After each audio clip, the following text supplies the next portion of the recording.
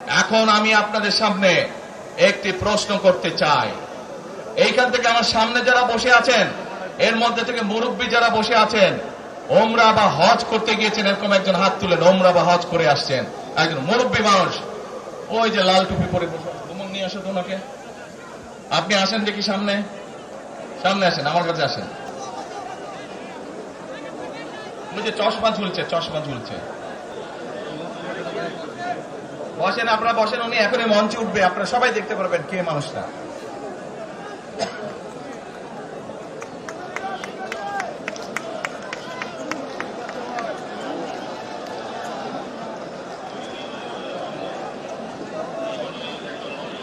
আসেন আসেন, তাড়াতাড়ি, এই আজান দিবে, তাড়াতাড়ি তাড়াতাড়ি।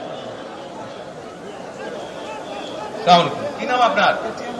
ওই এইদিকে বলেন। এটিএম হেলাল, বাড়ি কই? সুনামগঞ্জ। বাড়ি সুনামগঞ্জ। সুনামগঞ্জ কোথায়? শান্তিগঞ্জ। এই সুনামগঞ্জের মানুষ আছে এখানে? এই লোক আপনাদের মানুষ? আচ্ছা, এখন বলেন, কবে গেছিলেন আপনি? হজ না উমরায় গেছিলেন? উমরাতে গেছি 16তে, হজে গেছি 17। উমরাতে গেছেন 16তে, হজে গেছেন 17। এখন আমাকে বলেন, আপনি তো উমরা হজ করে আসছেন, যে মাইকের সামনে দাঁড়ান। আপনি কাবা শরীফে গেছেন, কাবা শরীফের মালিক কে? আল্লাহ। জোরে বলেন। আল্লাহ। কাবা শরীফের মালিক কে? আল্লাহ। আল্লাহ। আমরা মুসলমান সবাই, এই দিন দুনিয়ার আমরা যে এই পৃথিবী দেখি, এই পৃথিবীর মালিক কে? আল্লাহ। এই সূর্য নক্ষত্র যা দেখি তার মালিক কে? আল্লাহ। বেহেশতের মালিক কে? আল্লাহ। দোজখের মালিক কে? আল্লাহ।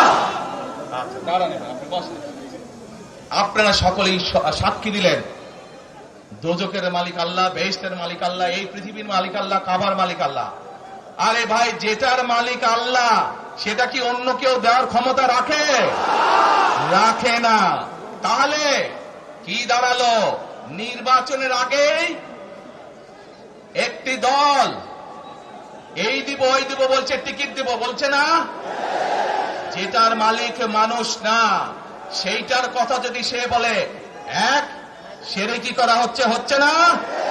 যার মালিক আল্লাহ, যার অধিকার শুধু আল্লাহর একমাত্র, সবকিছুর অধিকার উপরে আল্লাহর অধিকার। কাজেই আগেই তো আপনাদেরকে ঠকাচ্ছে, নির্বাচনের ফলে তাহলে কেমন ঠকাবে আপনাদেরকে বোঝেন এবার।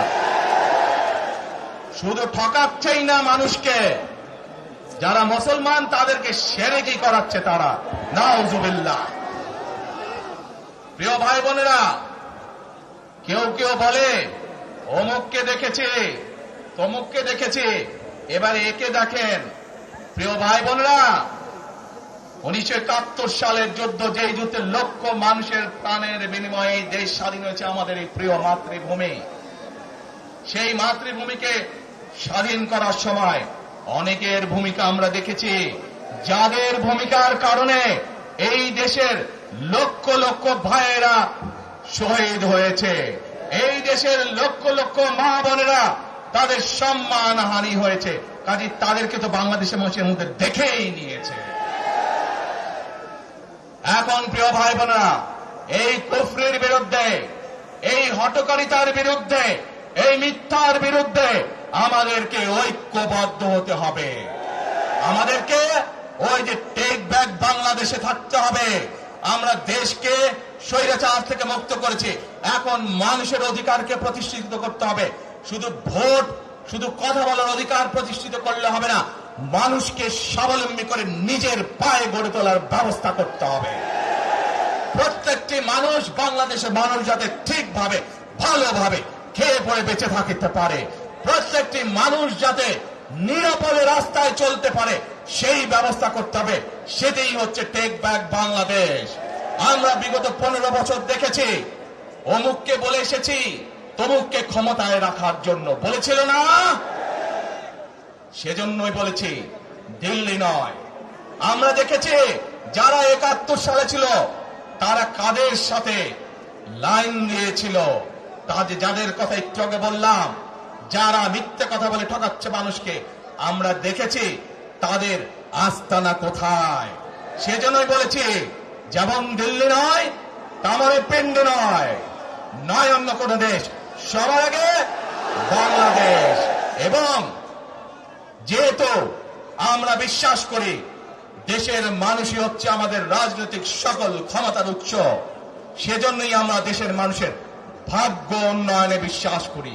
এবং সংক্ষেপে আপনাদের সাথে যেই কথা বললাম, শুধু ভোট এবং কথা বলার অধিকার না, বিএনপি চায় আপনাদের দেশের মানুষকে অর্থনৈতিকভাবে স্বাবলম্বী করে তুলতে, দেশের নারী সমাজকে, মা বোনদেরকে, দেশের যুব সমাজকে, দেশের প্রত্যেকটি কৃষক সহ প্রত্যেকটি শ্রেণী পেশার মানুষকে বাংলা বিএনপি চায় আগামী দিনে ইনশাআল্লাহ সরকার গঠন করে প্রত্যেকটি মানুষকে স্বাবলম্বী করে গড়ে তুলতে।